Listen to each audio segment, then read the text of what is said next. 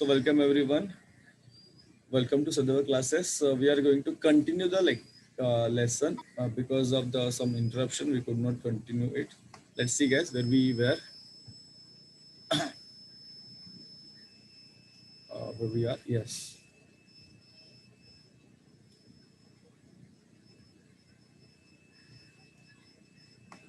So back in the present moment, it suddenly struck me that Dr. Kalam's advice had a fact directly resonated from Professor Dhawan's beliefs. The more I lived and worked with Dr. Kalam, the more I realized that through his words of wisdom, I was getting to learn from countless great minds. In April 2009, Dr. Kalam was invited to attend the 102nd birthday celebrations of His Holiness Dr. Sri Sri Shivakarma Mahaswamiji in the Tumkur district of Karnataka. Mahaswamiji is a remarkable person who has dedicated his life to the service of humanity. His greatest contribution is the establishment of a free residential education system for more than 9,000 children in the ashram. The most astonishing aspect of the entire event of his birthday was that the 102-year-old Swamiji stood on his feet without any support. He looked as steady and alert as any other youngster present there. This display of inner strength touched by Dr. Kalam deeply.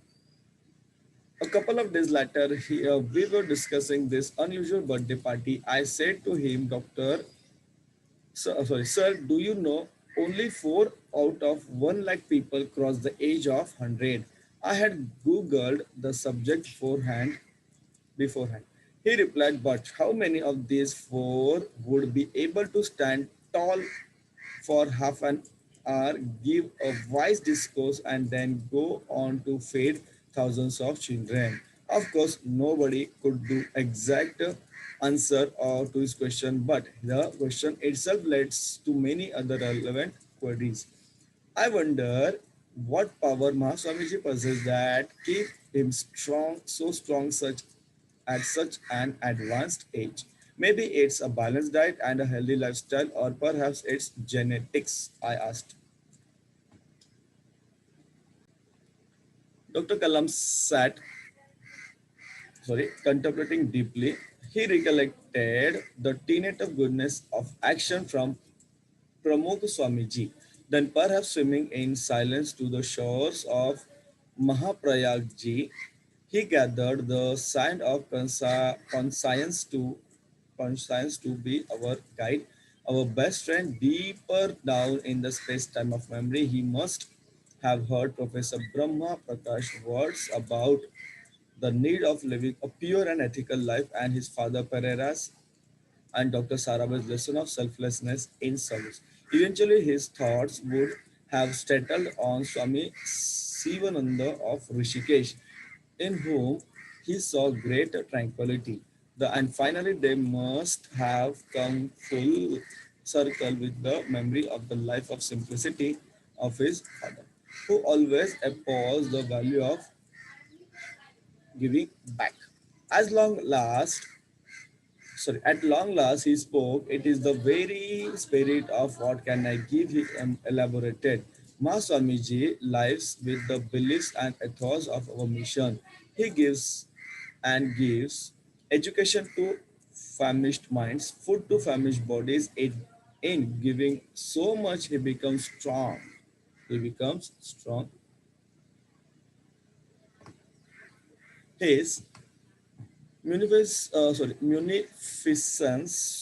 fuels his strength. That is what keeps him standing tall and active in life.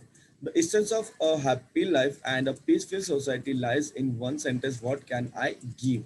Turning to me, he asked, what is the reverse of what can I give?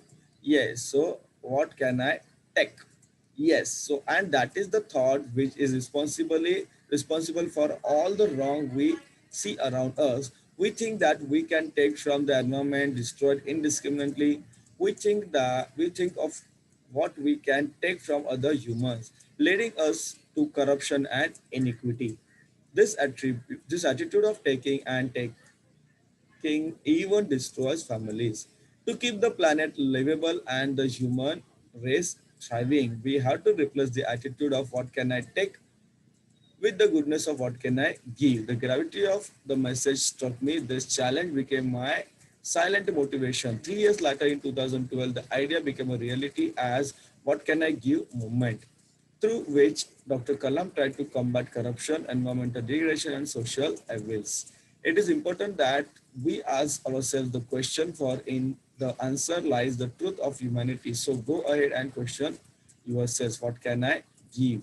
The answer will be astounding. Sorry, the answer will be astounding. Right? So it is taken from the adapted from the What Can I Give? Srijan Pal Singh.